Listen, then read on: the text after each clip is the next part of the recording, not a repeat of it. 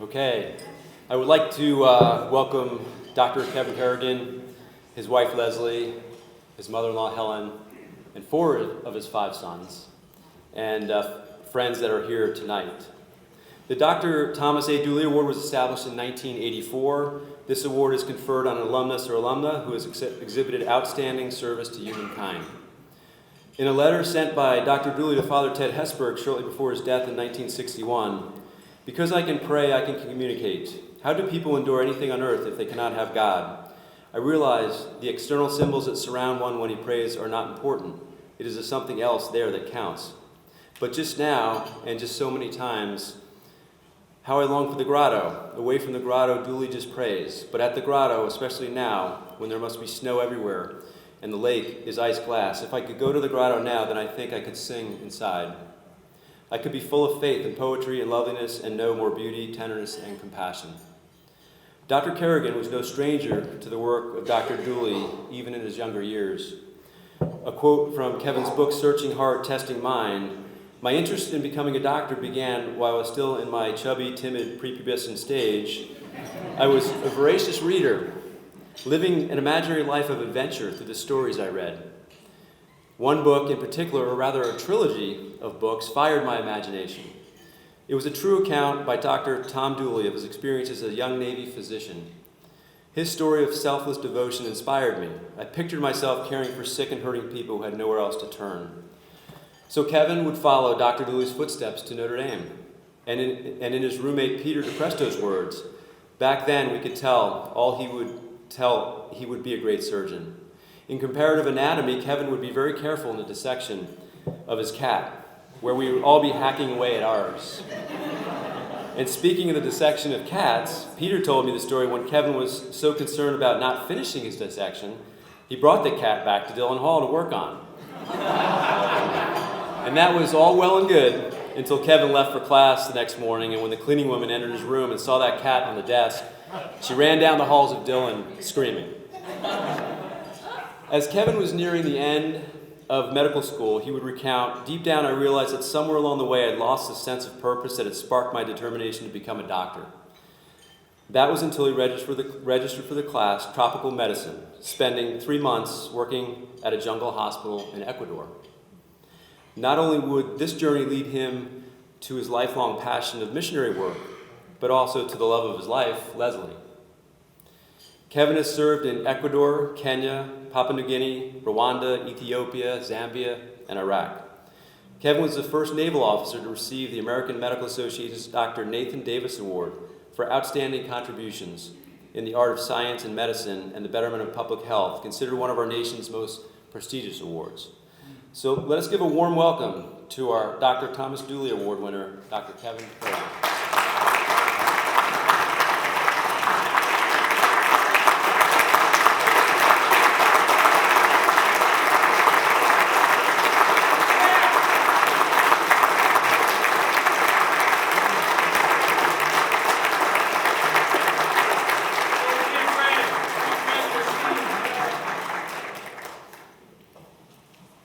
Thank you for that introduction, Brian.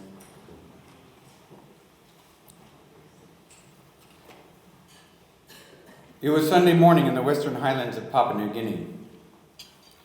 Gail Dooley, wife of one of the family practitioners at Kujip Nazarene Hospital, invited Leslie and me to ride along with her to a local church service. We were looking forward to the experience. Now, however, we thought we had lost the opportunity. Early that morning, we got a call from the emergency room. Rebecca was a 30-year-old woman. She began having abdominal pain and became faint the night before. Her pregnancy test was positive. All these signs indicated that she probably had an ectopic pregnancy, a condition in which her pregnancy implanted itself in a place other than her uterus. The treatment, in addition to replacing the blood that has been lost, is to get the patient in the operating theater as expeditiously as possible.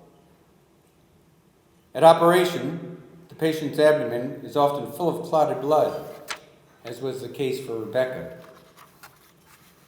We removed the ruptured and bleeding fallopian tube and evacuated the clotted blood from Rebecca's pelvis. Leslie expertly handed me the instruments and sutures I needed before I even asked. It was after 10 a.m. when we finished.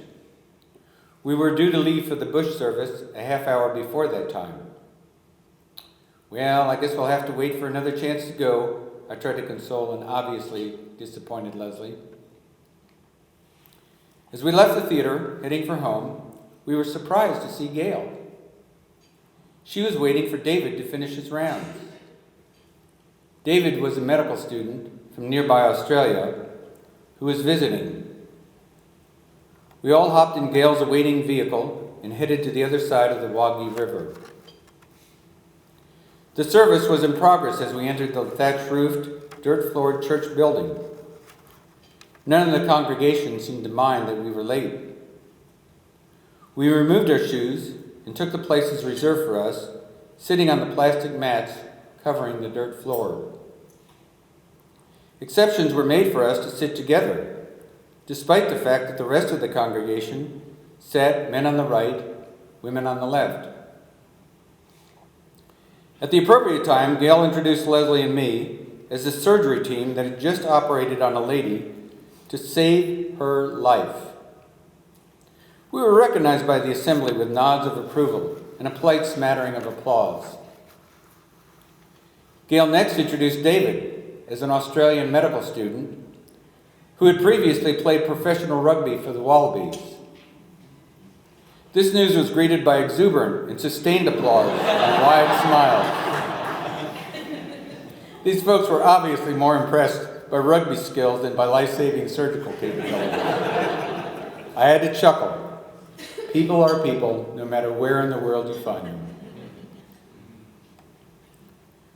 A man by the name of Winston Churchill once said, "A good speech should be like a woman's skirt."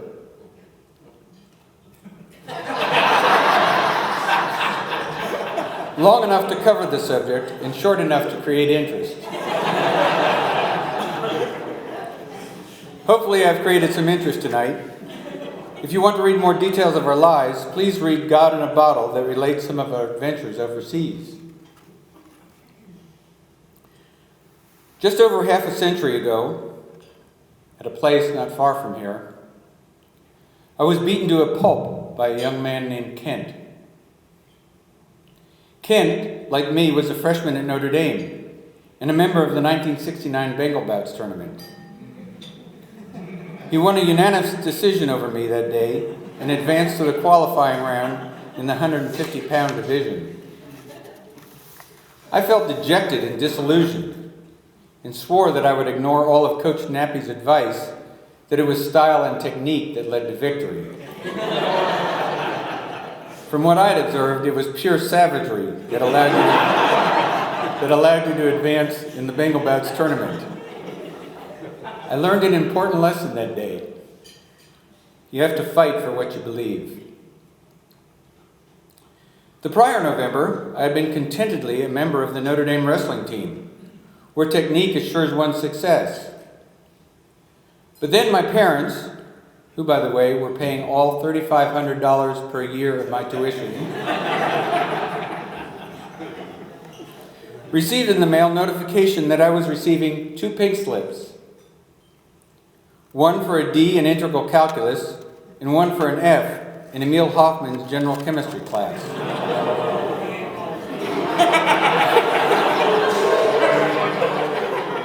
I see I wasn't alone in receiving it.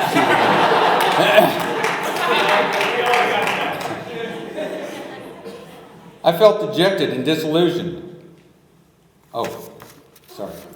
That year, and the 2 following, I won the championship in my weight class. You're getting me riled here. I quickly came to the realization that I would have to quit the wrestling team in order to concentrate on my studies. It worked. By the end of the semester, I was able to pull a C in integral calculus and in chemistry, but ended the term with a disappointing GPA. I began thinking of other career fields I could pursue. since a medical education was obviously not in the cards for me. Then in my sophomore year, I roomed with a guy named Peter Del Presto from Caldwell, New Jersey. Pete taught me how to study, and my grades climbed accordingly. Cheap.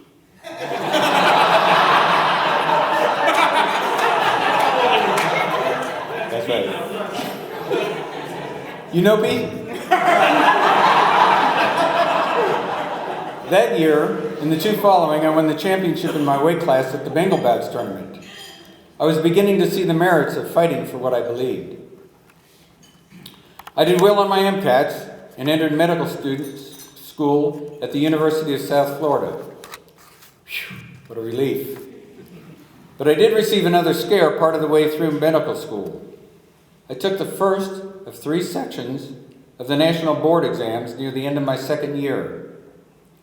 This exam is designed to compare you with all the other medical students at your level of education. The national board scores go a long way in determining the internship and residency training you will receive. I barely passed it by a whisker. I was in Ecuador on my elective in tropical medicine at the time the scores came out. To say I was disheartened would be an understatement. During that time, I found myself wrestling with the concept of God, whom previously I had abandoned. I finally resolved that there was a God, and what's more, He had a plan for my life, one that did not make me become rich. That began a journey that involved a lot of fighting for what I believed Jesus Christ wanted in my life. I felt the old yearning to serve the poor and dispossessed that first brought me to medicine 12 years before. Dr. Thomas A. Dooley was my inspiration for entering medicine. As a 13-year-old, I read his trilogy about his experiences treating the poor in Indochina, and immediately I was sold. I spoke with my mentor in Ecuador, Dr. Wally Swanson, to find out what type of residency training he would suggest. He advised me to enter general surgery, so I changed my applications from my chosen field of pediatrics. I applied for the prestigious postgraduate training program at Emory University at the insistence of my friend and mentor, Lou Hill, and was surprised, and frankly terrified, when I was accepted. And against all odds, I married the woman I loved. Despite some early missteps that included informing Leslie that I know I love you, but I don't feel I love you.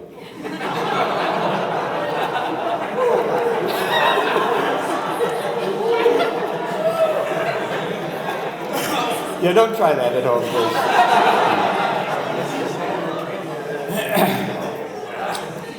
Thus began an incredible journey of 44 years that included 5 sons and 23 grandchildren.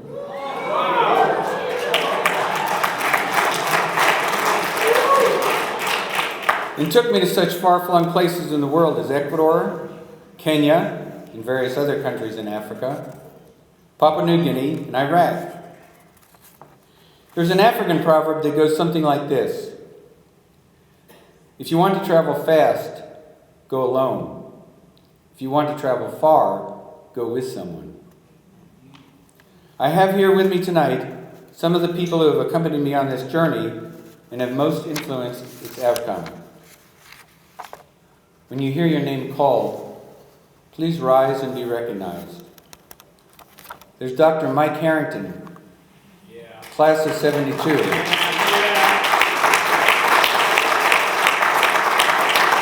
Whom I've known since grade school, and his lovely wife, Kathy, a 72 SMC alum.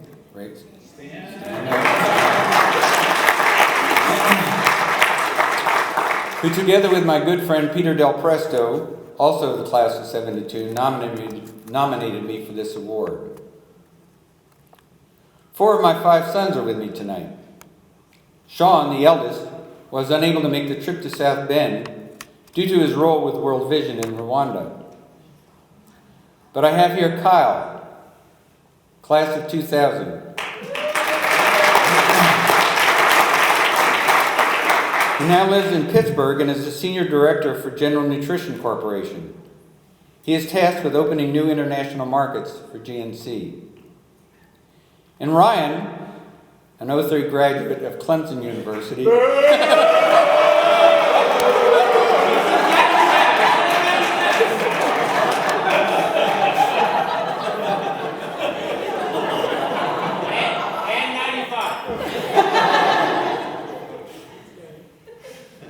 who began a Christian outdoor adventure ministry for at-risk kids throughout the Pacific Northwest.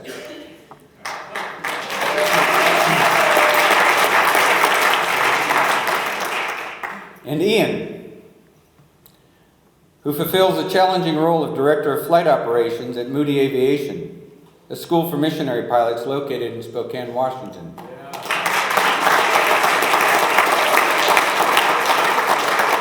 And Colin, class of 2005, a two-time Bengal bouts champion,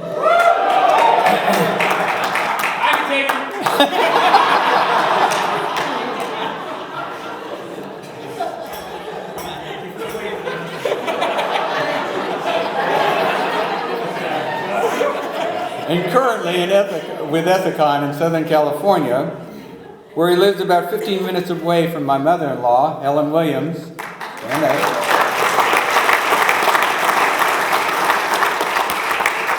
she has been a lifelong example to me of Christ's self-sacrificing love. But my greatest thanks goes to the person who accompanied me on all these adventures.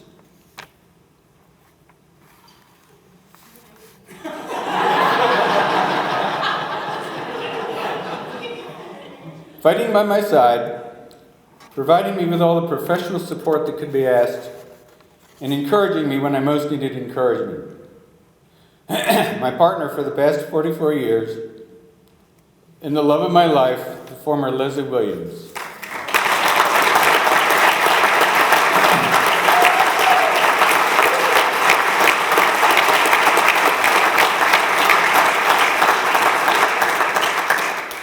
Leslie has been a tower of strength for me, reminding me of the importance of faith in everything we do.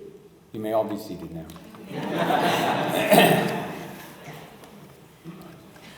Tom Dooley served the people of Indochina for 6 years. His time doing this was cut short when he developed a particularly virulent type of skin cancer. On the morning Tom was preparing for the operation to remove the melanoma and reconstruct his chest wall, a priest came early to his hospital bed to deliver Holy Communion. Tom wrote these words. I wondered then, as I so often do, how do people live without their faith? In whose hands can they put their troubled selves?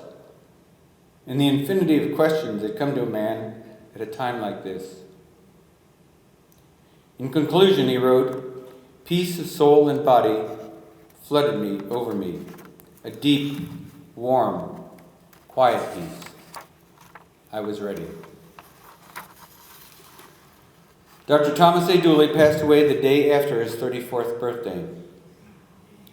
He will forever bear his Laotian name of Thanmo America, or Dr. America. I thank you for bestowing on me the honor of becoming the 2019 recipient of the coveted Thomas A. Dooley Award.